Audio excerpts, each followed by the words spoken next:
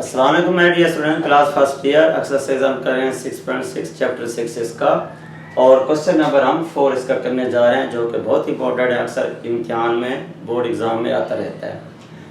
For what value of n की value हमने find करनी है। टर्म हमें ये गिवन है और positive geometric mean between a and b. इसमें गिवन क्या है हमारे पास, गिवन दैट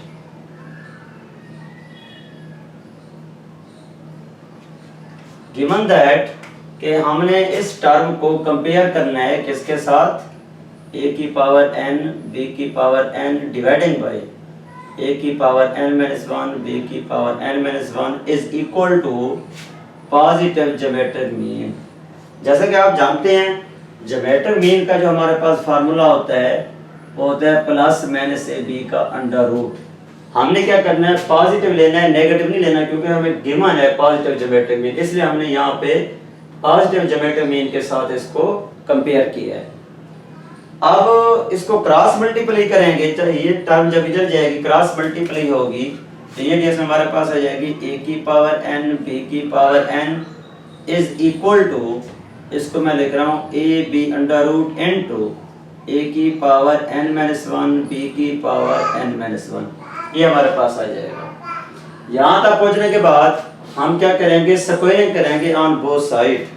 जब स्क्वायर, क्योंकि अंडर रूट कैंसिल करने के लिए, इस अंडर रूट को कैंसिल करने के लिए हम स्क्वायरिंग करेंगे ऑन बोथ साइड। जब स्क्वायरिंग करेंगे तो हमारे पास आ जाएगा a की पावर n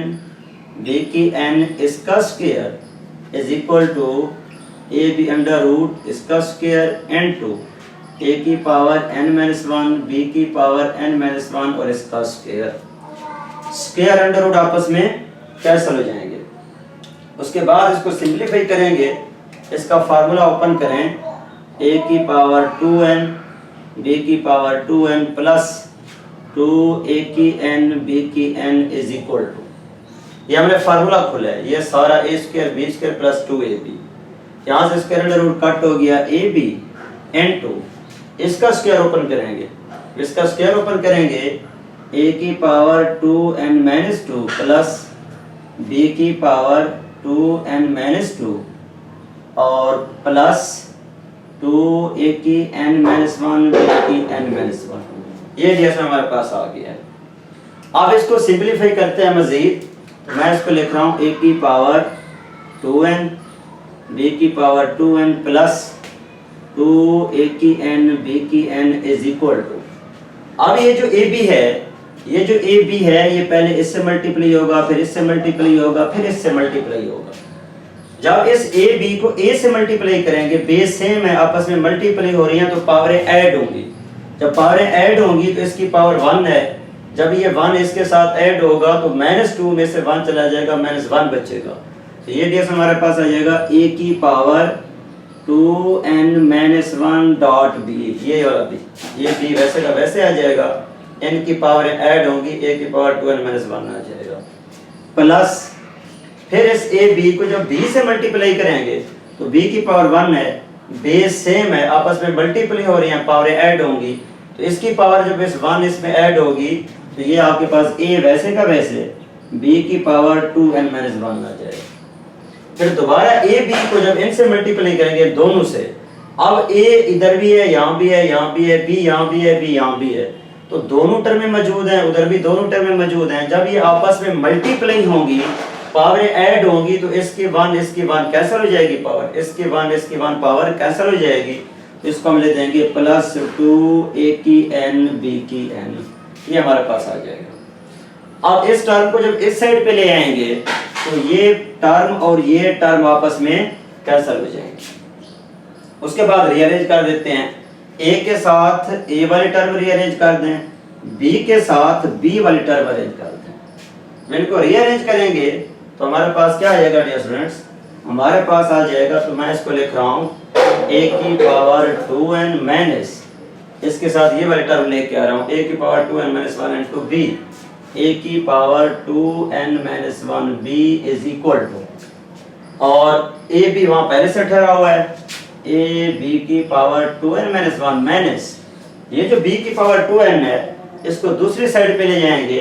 ये हो जाएगा -b की पावर 2n। आप देख रहे हैं कि इन दोनों में कॉमन कौन सी टर्म है। अब ये टर्म जो है इसके अंदर कॉमन है। कैसे कॉमन है? ये जो a की पावर 2n लिखा हुआ है मैं इसको लिख सकता हूँ a की पावर 2n माइनस 1 प्लस 1, और इसको वैसे लिख दें a की power 2n minus 1 b is equal to, अब देखें दोबारा अगर माइनस 1 प्लस 1 को कैंसिल करें वही a की पावर 2n आ जाएगा। इधर से भी आप लिख सकते हैं a b की पावर 2n माइनस 1, इसको लिख सकते हैं b की पावर 2n माइनस 1 प्लस 1। अब इसको लिख सकते हैं, जब इसको ब्रेक करेंगे पावर को तो मैं इसको लिख सकता हूँ a की power 2n minus 1 dot a और माइनस a की power 2n minus 1 dot b is equal to a b की power 2n minus 1 minus b की power 2n minus 1 dot b। क्यों इस तरह लिखने से दोबारा अगर इनको इकट्ठा करेंगे बेस सेम है, पावर मल्टीप्लाई पावर ऐड होंगी, जब बेस सेम हो आपस में मल्टीप्लाई हो रही हो तो पावर ऐड होती हैं, तो दोबारा इसकी पावर 1 ऐड करेंगे ये प्लस 1 आ जाएगा। अब इस तरह क्या होगा, ये कॉमन ले लें a की पावर 2n माइनस 1 यहाँ से कॉमन लेते हैं तो यहाँ से बच गया a माइनस b, यानी a की पावर 2n यहाँ से कॉमन निकल गया, इधर से ये भी कॉमन निकल गया, a की पावर 2n माइनस 1 कॉमन आ गया, यहाँ से a बचा यहाँ से b बचा, और यहाँ से b की पावर 2n माइनस 1 कॉमन ले लें तो यहाँ से a आ जाएगा माइनस और यहाँ से b आ जाएगा माइनस b, ये आपके पास आ जाएगा। अब a माइनस b से कैंसिल हो जाएगा, सेम टर्म में उसको इधर ले आए या इसको उधर ले जाए तो ये में चली जाएगी तो a माइनस b से कैंसिल हो जाएगा। यहाँ तक पहुँचने के बाद ये स्टूडेंट्स यहाँ से हमारे पास टर्म बच गई a की power 2n minus 1 is equal to b की पावर 2n माइनस 1। अब हम बेसिकली फाइंड करना चाहते हैं n की वैल्यू हमने क्या करनी है, फाइंड करनी है, तो इसलिए अब यहाँ से हमें n जरूरत है, या हम a पे डिवाइड कर दें या b पे डिवाइड कर दें, तो हम आसानी के लिए b पे डिवाइड कर देते हैं। जब b पे डिवाइड करेंगे ऑन बोथ साइड a की power 2n minus 1 over b की power 2n minus 1 is equal to b की power 2n minus 1 over b की पावर 2n माइनस 1, ये आपस में कैंसिल हो जाएंगे। इनको जब a की पावर में इकट्ठा लिखेंगे a ओवर b इस होल की power 2n minus 1 is equal to 1। 1 का मतलब है ये जो 1 लिखा हुआ है इस 1 को हम ले सकते हैं, इस 1 को a ओवर b इसकी power 2n minus 1 is equal to a over b इसकी पावर 0। हम जानते हैं किसी चीज की पावर 0 1 के इक्वल होती है। इनको इस तरह लिखने का ये फायदा है कि बेस सेम हो जाएगी ताकि बेस से कैंसिल हो जाएगी। अब देखिए बेस सेम हो गई है, a और b से कैंसिल हो जाएगा,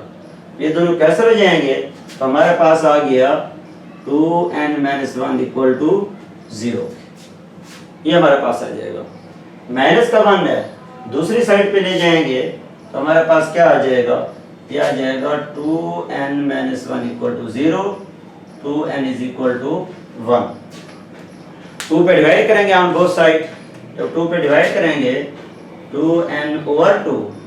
1/2, 2 से कट गया तो हमारे पास क्या आ जाएगा, n इज इक्वल टू 1/2, तो ये दिया हमारे पास आ जाएगा n इक्वल टू 1/2, तो ये हमारे पास क्या आ गया, आंसर आ गया। अब देखेंगे इसमें हमने क्या किया, इसमें हमारे पास n की वैल्यू हमने फाइंड कर ली थी और ये हमें जो है टर्म गिवन थी, और इस टर्म में उसने बताया हुआ था कि आपने पॉजिटिव ज्योमेट्रिक मीन के साथ इसको कंपेयर करना है, इसलिए हमने गिवन ये टर्म ली और पॉजिटिव ज्योमेट्रिक मीन के साथ इसको क्या किया, कंपेयर किया। उसके बाद हमने इसको क्रॉस मल्टीप्लाई किया, स्क्वायरिंग की ताकि अंडर रूट कैंसिल हो जाए, सिंपलीफाई करते हैं इसको रीअरेंज किया, रीअरेंज करने के बाद हमारे पास क्या आ गया, ये n की वैल्यू आ गई है। उम्मीद है डियर स्टूडेंट्स ये क्वेश्चन आपको समझ आ गया होगा। मजीद किसी जगह किसी पॉइंट्स पे समझ ना आई हो तो कमेंट सेक्शन में कमेंट करके आप उससे डिस्कस कर सकते हैं। लाइक और कमेंट जरूर कीजिएगा, सब्सक्राइब करना ना भूलिएगा। ओके डियर स्टूडेंट्स, अल्लाह हाफिज़।